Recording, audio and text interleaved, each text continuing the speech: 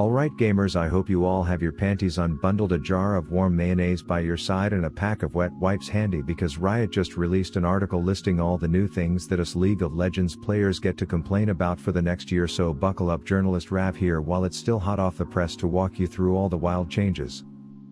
Okay, fast forward the formalities. This shiz is hitting PBE today and they are oh so generously giving us 4 weeks to break it and find all the problems so they don't have to hire QA testers on payroll like true capitalist douchebaguettes. So let's just get into the 2 new dragons, why don't we?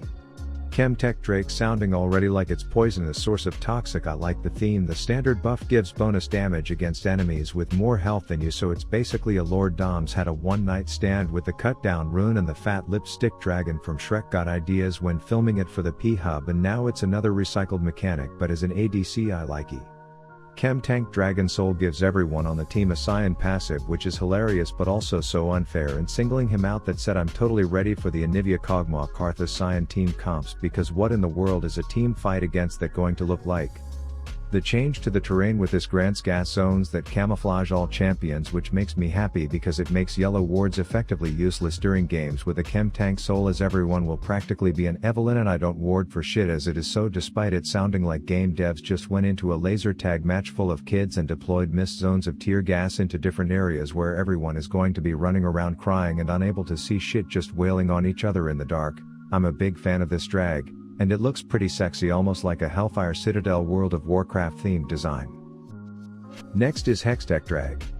Standard buff grants attack speed and ability haste. Cool ADCs be eating good in 2022 baby. And then Soul gives everyone permanent static shift proc, so Voyboy is out there somewhere rocking an ugly girl gratitude cry because one of the like 80 items he rallied for them to bring back is now a bastard child of this flapping bird. But this to me seems OP, as an AoE slow to all attacks from everyone seems a little sus.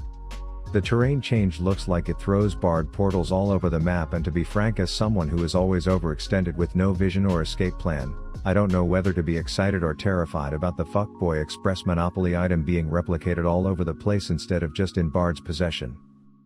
Moving on to objective bounties. Oh my Lanta, this is special, and let me explain why. All year my number one frustration has been about how FF15 culture is something that has been so strong that I swear if you were to kidnap any solo queue player, roofie them, strip them down butt-ass naked and look at their bare pubeless gooch, you would see a tattoo that says, "Go next." So the fact that there are comeback mechanics being added in the form of objective bounties makes me hella happy, because maybe everyone won't be such a whining quitting bitch anymore. I'm slightly worried that late game champs and comps designed to get behind early and be strong late are going to have a banger with something like this, as I can hear a distant Nasus feverishly rubbing one out with Vhagar watching from the castle, but we will see.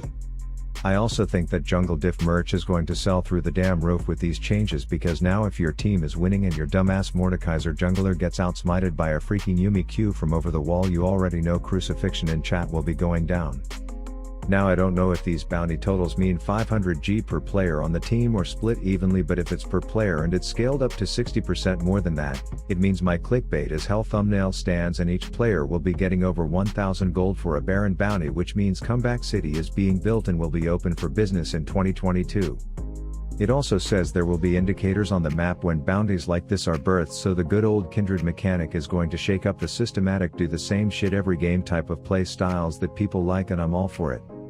Now enough of the bullshit, let's talk about the new items that I'm going to wish you could ban out during draft, like champions. Number 1, Crown of the Shattered Queen. AP with health, because every single thing in the game has health now minus ADC items, but here's where my butthole hairs stand up a bit. The passive Safeguard is literally like the bone plating rune went and bought steroids, growth hormone and 8 tubs of G Fuel and butt chugged it all at once, and now upon taking damage you block literally half of everything for a few seconds while gaining AP during that duration. Like someone tell Vex mains to calm down up there, your parents are home and can hear those moans.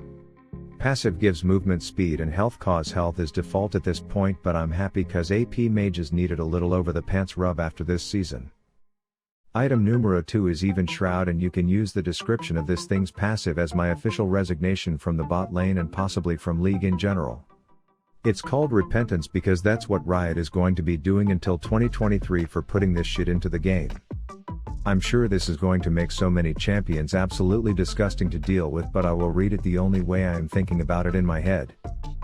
After immobilizing champions or being immobilized, Leona mains cause that target and all nearby enemies to repent, increasing the damage they take by 12% for 5 seconds. Abyssal Mask has implanted itself into this item as a virus, and now every time someone with this virus comes into contact with anyone, we will have a global "you are getting one shot in the next 5 seconds" pandemic on our hands. Say no more. I will dodge every single game that the enemy team has a Leona in it, and with it I'm gonna go throw up now. Moving on, Frostfire Gauntlet. I guess some of the tank items are getting biggie boy buffs because by the end of this season they don't even exist, because Bruisers discovered that Gore Drinker and Styrax get the same job done while giving them enough damage to one-shot the world, and thus I can't really speak to the differences here, but it looks like they are going to promote more tank gameplay and more tank jungler picks through damage and ratio buffs, but someone who fap attacks themselves nightly to a Dr. Mundo poster would probably be better at discussing the changes to both this and Turbochem tank. Okay, next we have a few items designed specifically for Singed with a passive that will leave you saying aw, fuck, but in this first one, the Game of Thrones Winter is Coming, the passive makes it look like tier will be a build component, and upon hitting that sweet 360 you get an item that sounds like a word a toddler can't pronounce correctly, so you just hear Fimbulwinter, which says when you CC someone you get a metric butt ton large shield amplified by how many enemies are around. So swag, if you are out there watching this, I am already refreshing your YouTube channel for that Singed video, buddy. As an ADC, I don't even want to read this Axiom Arc item because I start dry heaving every time I look at the description. First of all, it's an assassin item, but the passive grants 25% of an ultimate's total cooldown, not remaining, total cooldown on takedowns, which means if you play marksman and there is a Talon, Kiana, Zed or Nocturne on the other team, they will be ulting you the second you get out of the base on repeat, because their ults are going to be up every like 10 seconds if they get ahead.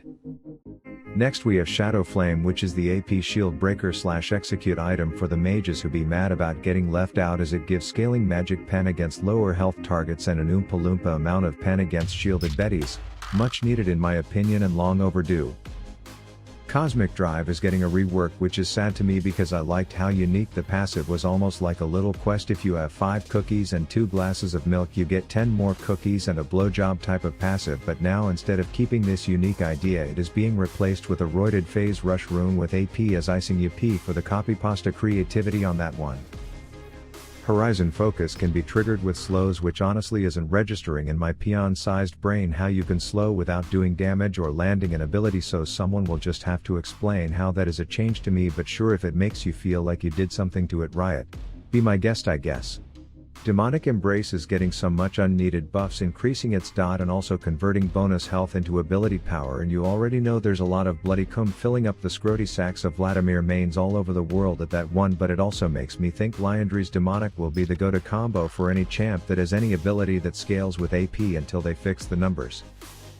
And as if you didn't see enough Tyler 1 fanboys copying his Karthus shenanigans on the Rift, check out the stench on the new Seraph's Embrace. Restore health equal to 40% of a spell's mana cost plus a percent of your ability power. Karthus M&Ms are going to make that motherfucker immortal, and just think what your eyeballs are going to look like the first time you see a Vhagar with 1100 AP cast his ult, one-shot some pleb and heal for 80% of his health, all by pushing one win fight button. Cray. Then we have a few changes to Force of Nature Knight's Vow and Abyssal Mask Snooze Fest items, so you can read that shit yourselves if you play any loser champs who use those, because I want to talk about the grand finale, which is the new runes. Lethal Tempo is no longer a prompt snort of cocaine when your lips touch those of an enemy champion. It now stacks like Conqueror but for attack speed, and at max stacks it increases your attack speed cap and attack range. So fa la la la la, I feel pretty, oh so pretty, I feel pretty and witty and gay. As an ADC reading those changes, because I hate the current Lethal Tempo and my starving girl Jinx is not only in desperate need of a tan, but also something like this. Next, Glacial Augment now goes back to its roots a bit, because now if you immobilize a champ it causes an internal rift orgasm to ejaculate frozen rays out of them, creating zones that will slow and lower damage of enemies. Good shit. Then finally they have First Strike, which enjoy reading this now because I will bet my left testy this shit doesn't make it to live in the current state they describe it here. Listen to this shit. Damaging an enemy champion before they damage you, aka initiating a trade, grants you 5 gold and 3 seconds of 12% extra damage, while also granting you a percentage of that damage as gold. If this goes live, I am just playing Quinn and ranged top laners till my eyes are purple and retiring from pure passive income wealth by level 3 every single game.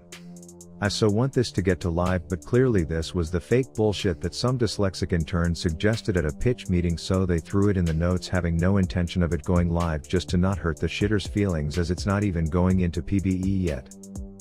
So all in all, I actually cannot wait for these changes. I am sure there will need to be some tuning, but every single one sounds fun and like a good change to the game, except for the fact that they are Dick Splinter nerfing the piss out of Scuttle Crab. Like, what did he ever do to you, Riot? Real video coming tomorrow. Rav out.